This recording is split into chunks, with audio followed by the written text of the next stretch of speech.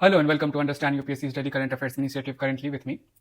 Dimension factory, इसको लेकर आपसे ओपिनियन मांगी गई थी कि क्या हम डायमेंशन फैक्ट्री को और बेटर और फॉर्मलाइज कर सकते हैं। तो इसके लिए आपसे पूछा गया था कि क्या आप लोग चाहोगे कि डेली जो आप टॉपर्स की कॉपीज के थ्रू हम जो ब्रेनस्टॉर्म करेंगे उसको क्या आप फॉर्मलाइज और कर सकते हैं और बेटर कर सकते हैं, कि आप जो ब्रेनस्टॉर्म करोगे या आंसर लिखोगे पार्ट वाइज मैनर में, क्या उसे सबमिट करना चाहोगे डेली एक टेलीग्राम ग्रुप पे।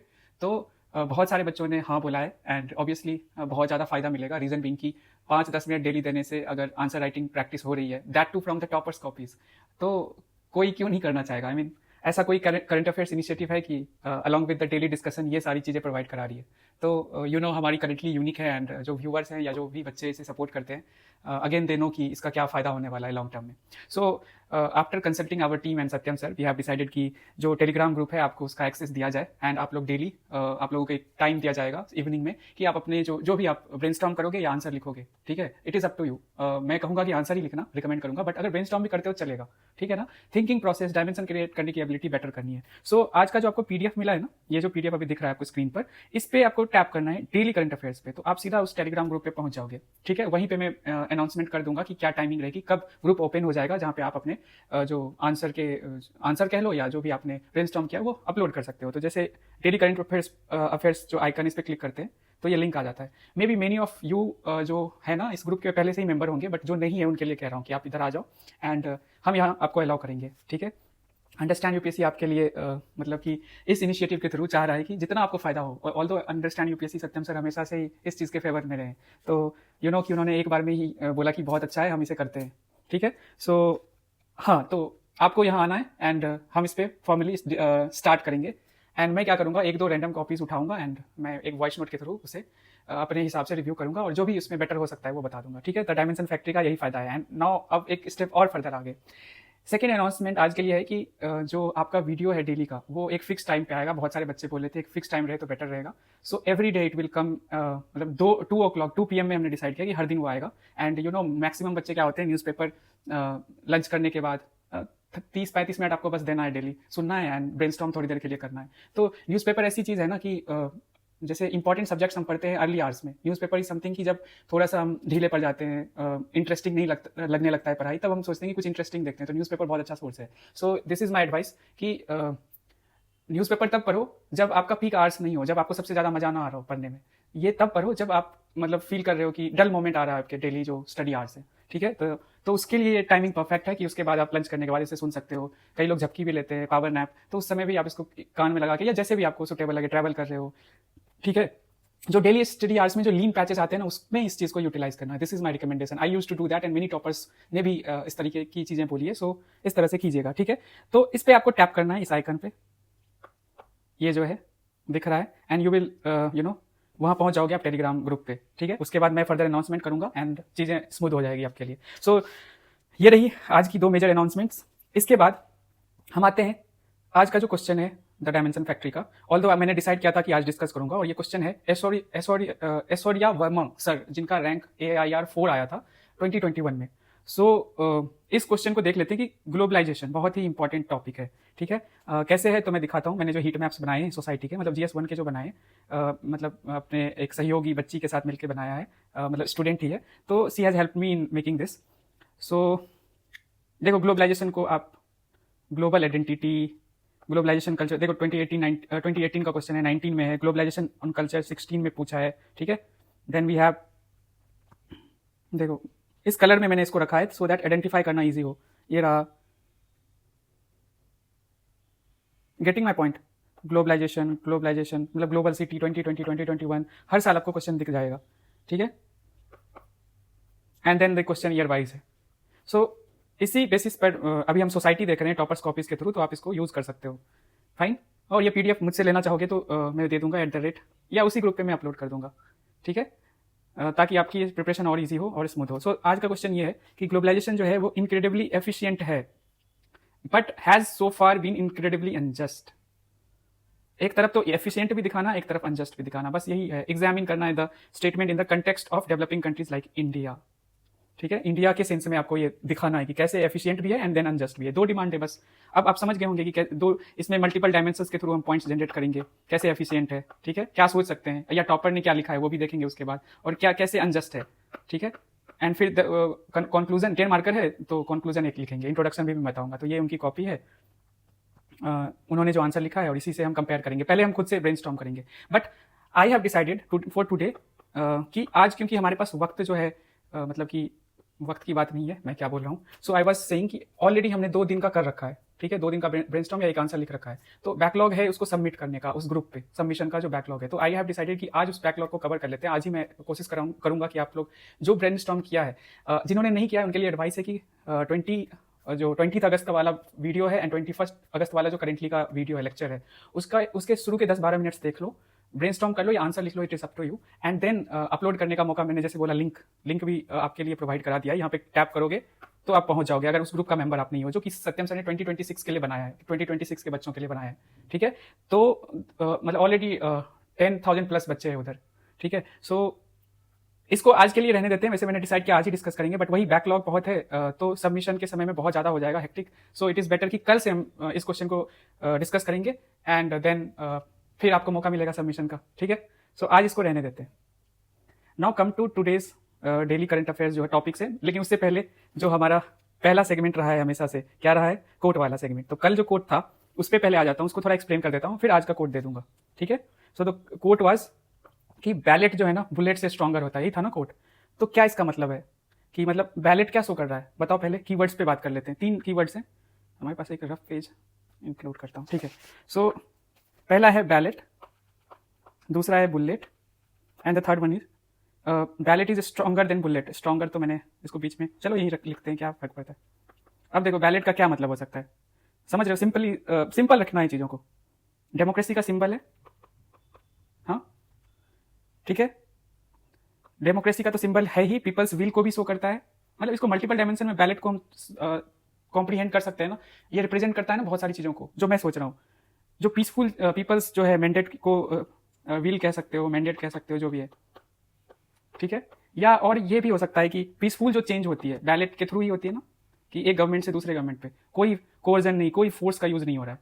अभी इसके मल्टीपल इंटरप्रिटेशन निकलेंगे, it is up to you कि आप इसको कैसे इंटरप्रेट करते हो। फिर next one is bullet.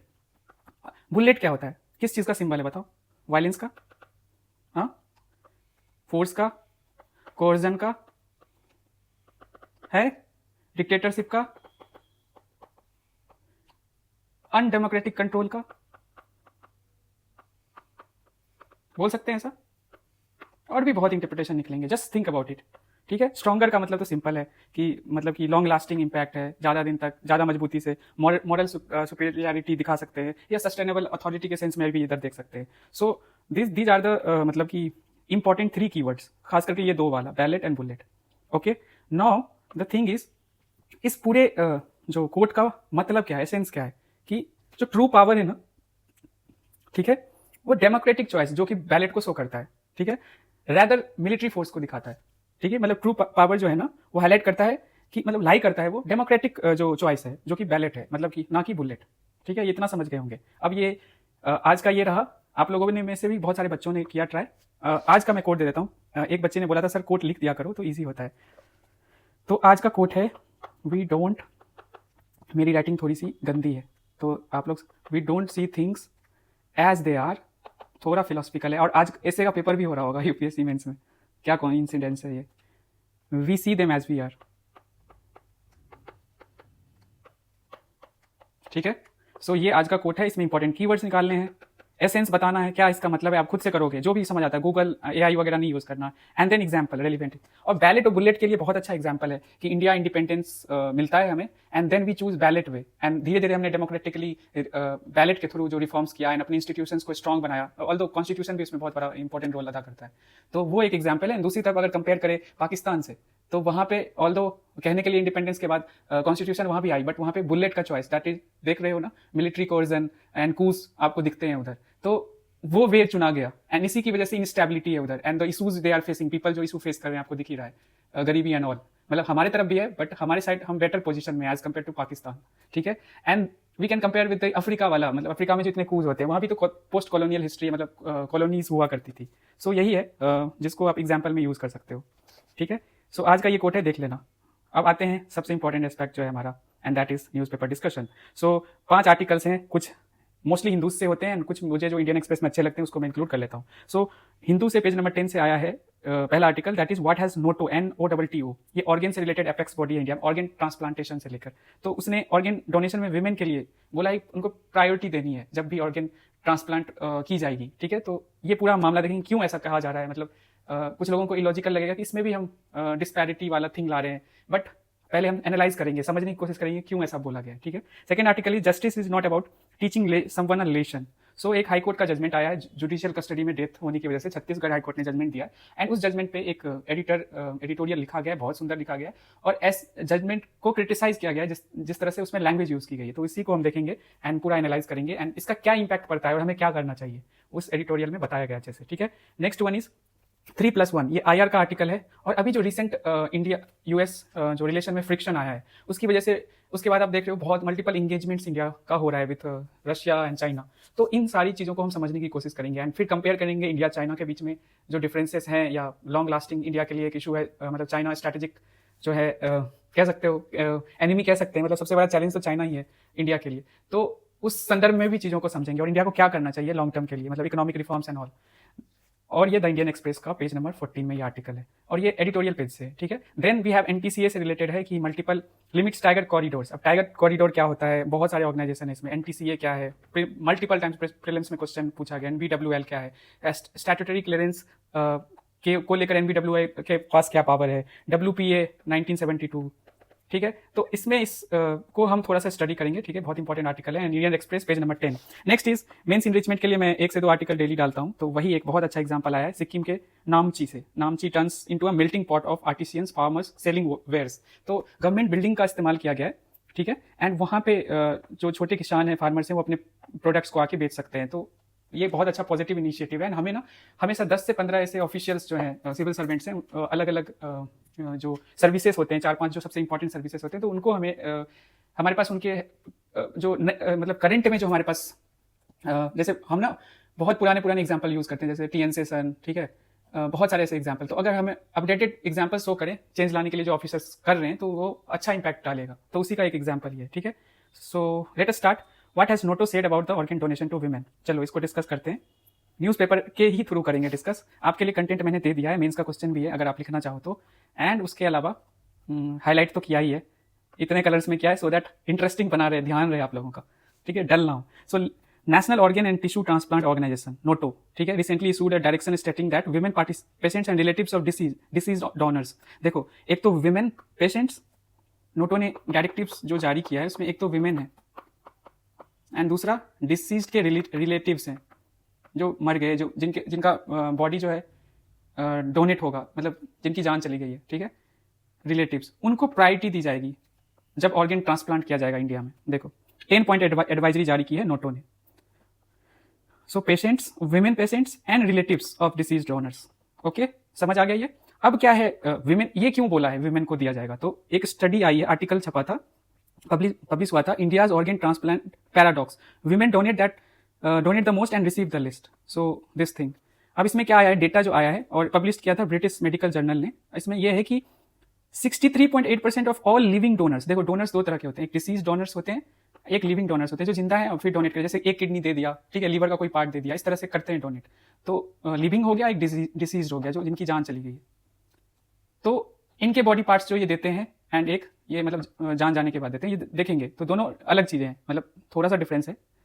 So yet इसमें क्या है कि 63.8% ऑफ ऑल लिविंग डोनर्स, ठीक है, और इस पीरियड में वर विमेन, मतलब कि जितने लिविंग डोनर्स थे उसमें इतने विमेन थे, और yet main receive the most donated organs. अब यहाँ पे क्या हो रहा है ना कि डोनेट तो कर रही है विमेन मैक्सिमम, बट सारा मतलब मोस्ट ऑफ द मतलब 70% के आसपास रेसिपिएंट्स जो है ना मेल है, तो एक तरह से डिस्पैरिटी आ गई है। तो data further said that the past 5 years women made इतना 36,000 something of the 56,000 something living organ donations in India, yet only 17,000 were transplanted into women, while इतना 39,000 प्लस जो है वो मेन को गया है। तो यही डिस्पैरिटी है। सो अब समझ आ गया होगा कि क्यों लॉजिकल आपको ये लग रहा होगा कि ऐसा एडवाइजरी जारी किया गया है बाय नोटो। अब नोटो है क्या है, एक central government has establish NOTTO as a apex government body to oversee organ donations. Each hospital of the country which engage in transplant activity, whether in the retrieval or transplant, must link with the NOTO. ठीक है, और बताओ कि कौन सी ministry के अंदर ये होगा। आपका पहला क्वेश्चन है आज का। और organ transplantation and donation is covered under, important ये एक्ट है, transplantation of human organs act 1994, जिसको कि अमेंड किया गया 2011 में। और ये एक्ट क्या है कि अलाउ करता है organ donation by live and brain stem dead donors. ये डेड डोनर्स का मतलब डिसीज डोनर्स। अब 2011 में जो अमेंडमेंट किया गया है तो उसमें क्या बोला गया कि also brought in donation in human tissues में भी, as per the act buying selling organs in any way is punishable and has a significant financial as well as judicial penalty है। सो यही है। एंड नोटो ने has asked state governments to create permanent post for transplant coordinators at hospital that perform organ transplantation और retrieval. ठीक है, retrieval का simple मतलब है, अगर मुश्किल लग रहा है तो बॉडी जो डिजीज पर्सन है ना, उनकी बॉडी से जो इंपॉर्टेंट ऑर्गन, जो ऑर्गन ट्रांसप्लांट करना है उसको निकालना और जल्दी से उसको पहुंचाना प्रॉपरली, ताकि वो खत्म ना हो जो भी ऑर्गन निकाला गया है। ठीक है, वो यूजफुल रहे। अब WHO का एक एस्टीमेट है, इसमें क्या है कि दुनिया में इतने मतलब कि WHO पूरी ग्लोबल ये कंपैरिजन है कि estimates that over 1,30,000 solid organ transplants are perform each year, but this meets only about 10%। जितना वर्ल्ड वाइड नीड है ना उसमें 10% ही हो रहा है, और 10% इतना है। मतलब इससे 13 लाख 1.3 लाख इतना 10% है जितना नीड है। अब इससे 10 से गुना कर दो तो आपको पता चलेगा कितना नीड है। ठीक है, तो यहाँ पे जरूरत है खास करके इंडिया में। अब इंडिया में देखो कि every year over 1.8 Indians develop an end stage kidney disease, yet only about 12,000 kidney transplants takes place across the country. मतलब इतनी की जरूरत है एंड इतना हो रहा है, मतलब 1.8 lakh and Indians develop in stage kidney disease, yet only about 12,000 kidney transplants takes place in the country. So और एक तरफ हम ये बात कर रहे थे जेंडर डिस्पैरिटी पे, जो आर्टिकल है उसके पहले हाफ में, फिर हम बात करने लगे यहाँ से कि ट्रांसप्लांट या डोनेशन जो है ऑर्गन कितनी जरूरत है। ठीक है, ग्लोबल डेटा देखा, फिर इंडियन डेटा भी देखा। आई होप आप लोग बिल्कुल समझ पा रहे होंगे कि 2 हिस्सों में इस आर्टिकल को बांटा गया है। अब थोड़ा सा हम देख लेते हैं, कंटेक्स्ट पता है आपको, GS2 हेल्थ में आएगा, पता है ये बिल्कुल। ठीक है, एंड जेंडर डिस्पैरिटी को शो करता है। Challenges, global comparison and directives की बात हम कर रहे हैं। स्टोरी सो फार नोटो के बारे में पढ़ते हैं कि 10 पॉइंट एडवाइजरी, फिर जेंडर डिस्पैरिटी के लिए जो ये डेटा है ये आपके मेंस के लिए इंपॉर्टेंट है। ठीक है, हर एक चीज नहीं लिखना है, बस ऊपर वाला ये सबसे, ये इसको आप कर लो कि 2019 से 2023 के बीच में। ठीक है, एंड इंपॉर्टेंट जो लीगल लॉ है, अब जो नोट्स बनाओगे ना तो ये लॉ लिख लेना, क्या नाम है उसको अमेंड किया गया था, जिसमें टिश्यूज एंड स्टेम सेल्स को भी इंक्लूड किया गया था। एंड एपेक्स बॉडी है नोटो ट्रांसप्लांट करने का, मतलब ये ओवरसी करता है ये सारी चीजें। और कमर्शियल डीलिंग हमने इसकी बात कर ली। लिविंग डोनर्स कौन होते हैं? Healthy person can donate certain organ such as 1 kidney, part of the liver और bone marrow during their life time, जो जिंदा है। एंड डिसीज और डोनर्स का मतलब organ can be retrieved after brain, और ब्रेन डेथ का मतलब क्या है कि अब उसका इरिवर्सिबल है, अब वापस नहीं आ सकता। एक होता है कोमा में रहना, कि रिवर्सिबल हो सकता है, अभी ब्रेन डेड नहीं हुआ है, और ये डिसाइड करते हैं डॉक्टर्स। एक टीम होती है जो डिसाइड करती है कि अब ब्रेन डेथ हो चुका है या कार्डियक डेथ हो चुका है, तो अब इनका जो है डोनेट कर सकते हैं, अगर डिसाइड किया है इन्होंने या इनकी फैमिली ने। ठीक है, और ये पूरा ग्लोबल लेवल का बताया है, एंड इंडिया का ये किडनी से रिलेटेड बताया है। ठीक है, ऑब्स्टेकल्स ये इंपॉर्टेंट है हमारे मेंस के लिए, तो अवेयरनेस नहीं है, कल्चरल मिथ्स है, hesitations to discuss donation remain key barriers. ठीक है, yet with the modern medicine recipients can live long and healthy life, ऐसा हो सकता है। ठीक है, and 1 donor can save up to 8 lives and help many through tissue donation, ये भी बहुत इंपॉर्टेंट है। अपील्स फॉर ऑर्गन्स गवर्नमेंट कर रही है, ऐसे परसुएशन मेथड होता है, सोशल इन्फ्लुएंस का तरीका भी अपनाया जाता है। सो ये सारी चीजें, और ये आपके मेंस का क्वेश्चन है। ठीक है, अभी आपको पूरा समझ आ गया होगा। नेक्स्ट आर्टिकल है जस्टिस से रिलेटेड। मैंने बताया कि if I am not wrong Satish Norgay, ऐसा एक केस है हाई कोर्ट का, छत्तीसगढ़ हाई कोर्ट का, जिसमें क्या है कि सतीश नॉर्गे जो हैं, इसके लिए तो मैंने स्पेशली बनाया होगा ना, यस। सो मैं इसको अच्छे से समझाता हूँ। ये आपके अगेन GS2 से है, इंपॉर्टेंट, तो इसको आप देख सकते हो आर्टिकल और समझ सकते हो कि क्या है, कैसे है। इंपॉर्टेंट सुप्रीम कोर्ट जजमेंट्स भी है जिसमें डायरेक्टिव्स दी गई है, जिसको हम आगे देखेंगे। सबसे पहले इस केस को देखते हैं। तो in a recent judgment on custodial death, क्या होता है कस्टोडियल डेथ? जब पुलिस कस्टडी में, जुडिशियल कस्टडी में होते हैं ना, तो किसी की जान चली गई। ठीक है, जान चली गई तो मतलब ये स्टेट का ये मतलब कि स्टेट इंश्योर करेगा कि जान ना जाए, एंड जान जाए तो जो जुडिशियल प्रोसेस है ना, मतलब कि कोर्ट जब देगी तभी जान ना, तो प्रोटेक्शन स्टेट की ये जिम्मेदारी बनती है।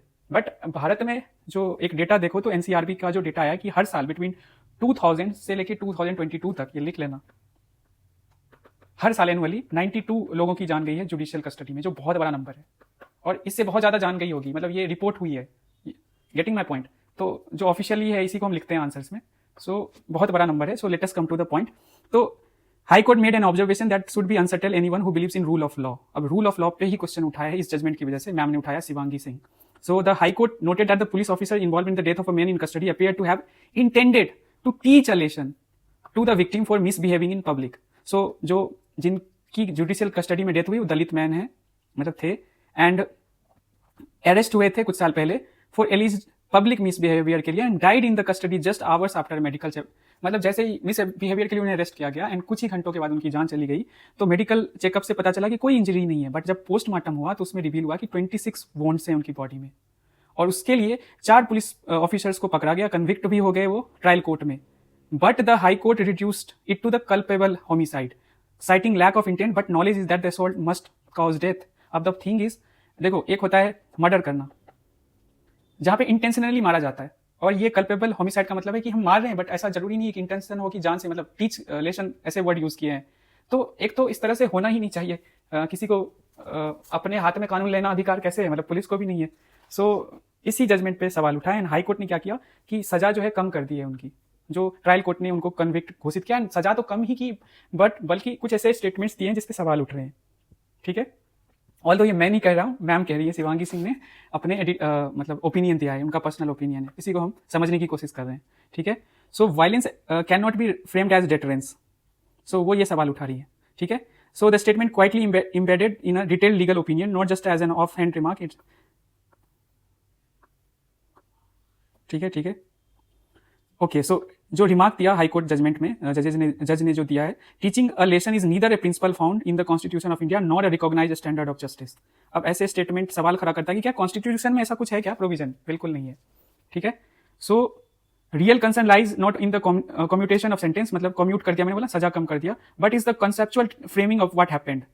Teach a lesson stating that the officers intended to teach the lessons, the high court inadvertently reinforces the very logic that the normalize। अब देखो टीच लेसन्स की बात अगर की जाए इस जजमेंट से, तो अब तो नॉर्मलाइज हो जाएगा ना, लेसन टीच किया जा सकता है। ठीक है, इस चीज से बचना था, बट ये ऐसा बोलने से ऐसा नॉर्मलाइज हो सकता है ना। एंड ये चीजें आपको दिखती है सुप्रीम कोर्ट के मल्टीपल जजमेंट्स में कि गाइडलाइंस दिया गया था। अब इन जजमेंट्स को आप लिख सकते हो अपने मेंस के लिए। क्या है कि India has a custodial violence problem is no longer in dispute. Multiple judgments by the supreme court of India, जिसमें Shri D K Basu Ashok Kumar Johari versus state of West Bengal, या दूसरा केस ये है मुंशी सिंह गौतम। ठीक है, have emphasised the need for procedural safeguards, transparency in detention and strict limits on the police force, yet deaths in custody continue at the alarming rate। ठीक है, disproportionately affecting Dalits, Adivasis and the poor. ठीक है, सो ये है पूरा मामला। इसके बावजूद हाईकोर्ट ने ऐसा जजमेंट दिया है, कम्यूट कर दिया है, सजा को कम कर दिया है, एंड जो उन्होंने स्टेटमेंट दिया वो आगे के लिए, फ्यूचर के लिए सवाल खड़े करता है। ठीक है, सो लेट अस सी, इस एंगल से देखते हैं। कंटेक्स्ट आपको पता है, GS paper 2 polity, governance, judiciary से भी इसको कनेक्ट कर सकते हैं, गवर्नेंस से भी कर सकते हैं। ठीक है, and stating that the intent was to teach a lesson, the author critics this reasoning, arguing that the framing state violence as a discipline और डेटरेंस, मतलब स्टेट वायलेंस कर रही है, पुलिस ऑफिसर्स वायलेंस कर रहे हैं जुडिशियल कस्टडी में, undermines the constitutional value of justice, due process and equality. ये 3 इंपॉर्टेंट आपको दिखेंगे keywords, constitutional value of justice, due process follow करना है, इक्वालिटी। ठीक है, अब ये पूरा मामला है, जो प्रॉब्लमैटिक फ्रेमिंग है वो इशू है। Teaching a lesson is not a legal principle in the constitution but vigilant logic that legitimises violence as correction. ठीक है, the issue is not only the reduce sentence but the conceptual framing of the violence as a, same चीजें हैं। अब इस article में एक और important part है कि दलित हैं जिनकी जान गई है इस जुडिशियल कस्टडी में, तो इस एस्पेक्ट को हाईकोर्ट ने देखा तक नहीं, मतलब ध्यान नहीं दिया इस पर। तो उसके लिए प्रॉपर लॉ बनाए ना कि प्रोटेक्ट करना है, वायलेंस ना हो, तो स्ट्रिक्ट क्रिमिनल जो है एक्शन लिया जाए। क्रिमिनल मतलब कि जब दलित या SC ST के अगेंस्ट होता है ना, तो प्रोटेक्ट करता है, और उनके अगेंस्ट जो करते हैं उनको सजा सुनाया जाता है। By demanding specific proof that the violence was caste motivated, the high court ignored the lived reality of caste power. Dalit men beaten to the death in police custody by upper caste officers in rural India is not an incidental tragedy. It reflects a broader pattern of caste coded enforcement. ठीक है, सो दूसरा aspect ये है, एक तो judicial custody भी है, and second is वो दलित थे, तो उनके अगेंस्ट ऑलरेडी ऐसा हो रहा है, तो इस चीज को भी ध्यान देना था हाईकोर्ट, एक अच्छा प्रेसिडेंट सेट करते हो। लेकिन जजमेंट जिस तरह से आया है, मैम जैसे इसको एनालाइज कर रही है, इसका मतलब है कि इन चीज़ों को इस तरह से और ध्यान से देखने की जरूरत है। अब लार्जर प्रॉब्लम क्या है कस्टोडियल वायलेंस का, कि violence is a persistent issue. ठीक है, और ये सुप्रीम कोर्ट के जजमेंट्स की बात है। प्रोसीजरल सेफगार्ड जो है एग्जिस्ट करता है, बट फिर भी डेथ हो रहे हैं। Judicial language and its impact क्या होगा, courts send a dangerous message that brutality is sometimes understandable. देखो, this undermines the proportionality, dignity, due process, weakening the constitutional morality. अब वे फॉरवर्ड क्या है, सो ये है रेशनलाइजिंग, रेसिस्ट करेगी ऐसे रेशनलाइज कस्टोडियल वायलेंस को। फिर उसके बाद SC ST act must be enforced robustly. ठीक है, सेकंड एस्पेक्ट पे हमने बात की, and then this thing, and मतलब यही है वे फॉरवर्ड में आप इसको यूज कर सकते हो अपने मेंस के लिए। ठीक है, इन पॉइंट्स को जो इस आर्टिकल से आया है। The third article is 3+1 simple है। पता है इंडिया यूएस रिलेशन में फ्रिक्शन है, इंटरनेशनल रिलेशन GS2 फ्रिक्शन आया है अभी ट्रम्प जो है उनकी पॉलिसीज की वजह से। एंड उसके बाद जो इंगेजमेंट बढ़ी है एकदम से, मतलब रैपिडली बढ़ी है between India and Russia and India and China, तो वो उस चीज़ के कंटेक्स्ट में ऑथर जो हैं या जो जिन्होंने ये लिखा है the Hindu page number 14 editorial page में, तो उनका क्या इस पे पॉइंट ऑफ व्यू, इसको हम देखते हैं। So the article analyzes India's recent diplomatic engagements with Russia and China set against the backdrop of increasing discomfort in India-US relations due to the President Donald Trump's policies. ठीक है, it discusses India's efforts to maintain the independent, ध्यान रहे strategic autonomy की हम बात करते हैं ना, agile foreign policy in the face of global power tensions and evolving economic and strategic challenges. अब समरी जो मैंने दिया है इस आर्टिकल के थ्रू जो निकाला है, तो independent diplomacy, India's recent summits with Russia and China. अभी रिसेंट एंगेजमेंट्स क्या हुए, चाइनीज फॉरेन मिनिस्टर वांग यी जो है विजिट करते हैं दिल्ली में, जब बाउंड्री टॉक्स के लिए था, कौन कितना 24th बाउंड्री टॉक, ठीक है। एंड हमारे एक्सटर्नल मिनिस्टर जो है जयशंकर, वो गए मॉस्को, ठीक है, व्लादिमीर पुतिन से भी उनकी मुलाकात हुई, और हमारी इंटर गवर्नमेंटल जो कमीशन है इंडिया रशिया को, उसमें लीड इन्होंने किया। एंड इसके साथ साथ क्या होगा कि इंडियन प्राइम मिनिस्टर मीट करेंगे SCO समिट में। कौन सा समिट है ये, स्टेट PCS वालों के लिए इंपॉर्टेंट होता है, 26th सेशन ऑफ, नहीं I will have to check, ये सेशन इंडिया रशिया वाला गवर्नमेंटल कमीशन वाली मीटिंग है जिसमें जयशंकर गए हैं रशिया के साथ। आप लोग बताओ कि कौन सी मीटिंग है होगी SCO में, समिट होगी। So India is preparing for the meetings with Chinese president जाई जिनपिंग एंड रशियन प्रेसिडेंट जो है व्लादिमीर पुतिन, ठीक है। पुतिन आएंगे इंडिया, उस चीज को आपको ध्यान में रखना है। अब यूएस रशिया टेंशन चल रहा है, Trump's policies have resulted in threats of sanctions against India's imports of cheap Russian oil and public accusation, ठीक है। ये सिंपल, इसको आप समझिए। अगर रशिया और यूएस के बीच में चीजें नॉर्मल होती है, जो यूक्रेन वॉर चल रहा है ऑल, तो इंडिया के लिए भी ईजियर होगा। एंड इवन जयशंकर ने रशिया में ऐसा बोला कि इट इज USA ओनली जिन्होंने इंडिया को बोला कि ग्लोबल मार्केट में ऑयल की प्राइसेस स्टेबल रहे तो इंडिया को रशिया का ऑयल खरीदना चाहिए। ये हमारे फॉरेन मिनिस्टर ने बोला है, ठीक है, ये हमारा स्टैंड है, इंडिया का स्टैंड है। तो अगर चीज़ें मतलब यूक्रेन वॉर जो है एक तरह से खत्म होता है, रशिया और US के बीच में चीज़ें बेटर होती है, या रशिया यूक्रेन के पीछे जो इश्यूज हैं वो रिजॉल्व होते हैं, तो इंडिया USA के बीच भी रिलेशन बेटर होगा, ठीक है। सो इसी चीज़ पे है। एंड देन हमारा चाइना रिलेशन के साथ ऑथर जो है ना आते हैं, देखो इंडियाज एंगेजमेंट विद चाइना वो एक्सेलरेट हुआ है अभी कुछ दिनों में, और जो वांग यी आए थे इंडिया, तो India's engagement with China has accelerated, focusing on resuming flights, border trade and strengthening border management despite dialogue and deescalation. देखो ये इंपॉर्टेंट पार्ट है, border disputes still persist and China remains competitive with the significant trade plus. देखो इस article में 100 billion जो है हमारा trade deficit है चाइना के साथ। तो उसके बाद क्या बोलते हैं ऑथर कि स्ट्रैटेजिक रिकमेंडेशन देते हैं, एंड क्या बोलते हैं कि article stresses the importance of India strengthening economic reforms, investing in technology. एक तो इकोनॉमिक रिफॉर्म्स की तरफ हमें देखना चाहिए, टेक्नोलॉजी में इन्वेस्टमेंट करना चाहिए, और डिफेंस में मतलब कि मॉडर्नाइज करना चाहिए, and deepening partnership with the Asian parts to balance China's influence, ठीक है। सो डोमेस्टिक इकोनॉमी में रिफॉर्म्स की जरूरत है, enhance India technological capabilities, modernise करना है डिफेंस को, एंड जिसमें एक एग्जांपल है अग्नि 5 का, हमने कल ही आर्टिकल देखा था, and strengthening security partnership with the Asian partners, major Asian partners जो हैं, जैसे आसियान की बात कर लो, जापान कर लो, ठीक है। Only by moving towards and narrowing the gap with China can new Delhi build enough leverage with the Beijing. तो गैप जब आप ब्रिज करोगे ना इंडिया चाइना में, जो कि आपको ट्रेड में दिखता है, ट्रेड डेफिसिट से दिखता है, तभी आप मतलब कि हमारी रिलेशन जो है ना और बेटर हो सकती है। Only by moving towards narrowing gap China can new Delhi build enough leverage with Beijing, ठीक है। नहीं तो अभी वो हमसे इस वजह से अपर हैंड है उनके पास, और ये फैक्ट है। नेक्स्ट आर्टिकल है NTCA limits tiger corridors to minimal requirement multiple projects to benefit, ठीक है, देख लेते हैं। सो टाइगर कॉरिडोर जो है, दीज आर द नेचुरल, क्या होता है tiger corridor, least cost pathways क्या होता है, ये की टर्म समझोगे तभी आगे हम बढ़ेंगे, एंड देन इस आर्टिकल को समझ पाएंगे। तो टाइगर कॉरिडोर होता क्या है कि नेचुरल पाथवेज होता है जो कनेक्ट करता है फ्रेगमेंटेड टाइगर हैबिटेट्स को, enabling tigers to migrate, find mates and access. एक क्वेश्चन है, आप लोग कमेंट सेक्शन में लिखिए, टाइगर का IUCN, जो इंडियन टाइगर्स हैं उनका IUCN स्टेटस बताना, ठीक है। Okay, so the thing is just give me a minute.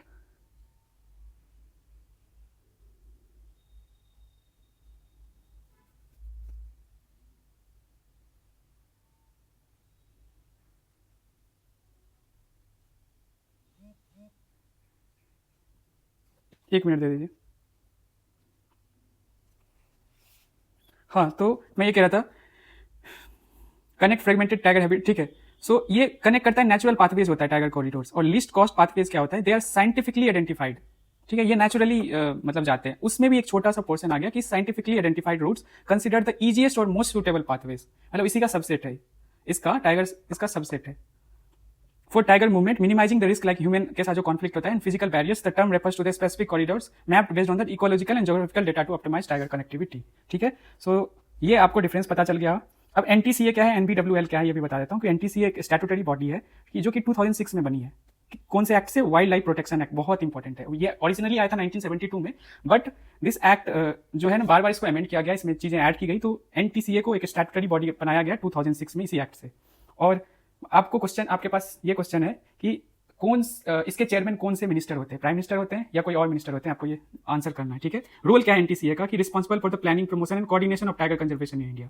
ठीक है, और जो प्रोजेक्ट टाइगर है 1973 वाला, जिसके बहुत पॉजिटिव आउटकम्स आए हैं, तो उसमें भी इसका रोल है, मतलब मॉनिटर करता है। ठीक है, फिर भी आप national board for wildlife NBWL, ये मतलब कह सकते हैं एनवायरमेंट से रिलेटेड सबसे इंपॉर्टेंट बॉडी है, स्टैट्यूटरी बॉडी है, and is the highest decision making body on wildlife matters of India and constituted under, ये भी सेम एक्ट से 1972 में आया, ये 2006 में आया। ठीक है, अब रूल क्या करता है? स्टैट्यूटरी क्लियरेंस देता है फॉर डेवलपमेंटल प्रोजेक्ट्स दैट में impact wild life habitats including the tiger reserves. जो इंपॉर्टेंट प्रोटेक्टेड एरियाज है ना, उसमें अगर डेवलपमेंटल प्रोजेक्ट्स मतलब उसके थ्रू, उसके आसपास के थ्रू अगर बनाना चाहोगे, गवर्नमेंट ऐसा सोच रही है, तो वहां पे इनका क्लियरेंस मिलना जरूरी है। प्रोजेक्ट्स इन्वॉल्विंग लैंड डाइवर्जन इन और नियर प्रोटेक्टेड एरियाज रिक्वायर एनबीडब्ल्यूएल। अब आपको बताना है कि इसके चेयरमैन कौन होते हैं, दोनों के, एनटीसीए एंड इसके। क्वेश्चन है प्रीलिम्स का, ये प्रीवियस ईयर का। सो द क्वेश्चन इज, अब इसमें हम आते हैं आर्टिकल में। अभी क्या हुआ कि एनटीसीए ने अपना स्टैंड बदल लिया, एक महीने पहले जो इनका स्टैंड था वो बदल लिया। तो देखते हैं, in a volte face less than a month after it affirmed before the Bombay high court that the clarification of tiger corridors must take cognizance of multiple scientific studies and parameters.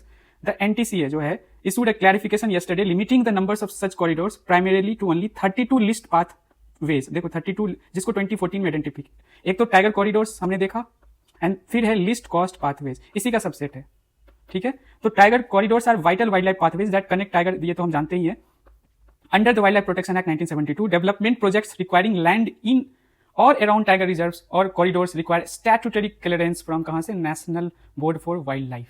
ठीक है, अब इसको हम इसमें नहीं जाते हैं, बहुत ज्यादा इसमें फैक्चुअल चीजें हैं, बॉडीज हैं जिनको बेनिफिट होगी इसकी मतलब एनटीसीए के मूव की वजह से, उसके बारे में लिखा हुआ है। एक बार हम कंटेक्स्ट देख लेते हैं। So article discusses policy shift by national tiger जो कंजर्वेशन अथॉरिटी है, which has now limited the definition of tiger corridors to bare minimum specifically, मतलब कि to only 32 list cost pathways identified in 2014. ठीक है, this move was made less than a month after NTCA, मतलब एक महीने पहले NTCA ने क्या बोला था कि affirmed in the court that the identification of tiger corridors must be based on the multiple scientific parameters.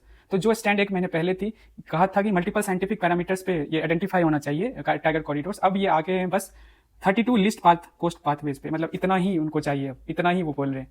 ठीक है, डेफिनेशन आगे जाते हैं फिर समरी में। एनटीसीए हैज इशूड क्लैरिफिकेशन, ठीक है, यही सेम चीजें हैं। टाइगर कॉरिडोर्स और वाइल्ड लाइफ पाथवेज, देखो ये तो हमने बात कर ली। एनबीडब्ल्यूएल का पावर भी हमने देख लिया।